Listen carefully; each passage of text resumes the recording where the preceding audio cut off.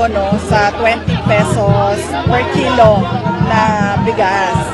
Dahil that is a campaign promise and it's a little too late.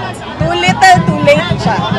At magtataka ka kung meron tayong 20 pesos per kilo na bigas, bakit sa Visayas lang ito i-implement? Nakikita natin mahina yung mga senador ng administrasyon doon sa Visayas. So, wag daw po mairali ng crab mentality. kaya nga ma'am, hindi yan na pagiging na mapagpuna. Nagsasabi ako ng totoo.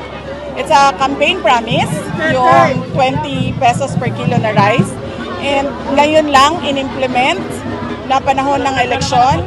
It's, sabi ko nga, too little, too late to comply with the campaign promise ngayon. At para lang din sa isa pang darating na eleksyon kung sa lugar sa Visayas kung saan mahina ang numero ng mga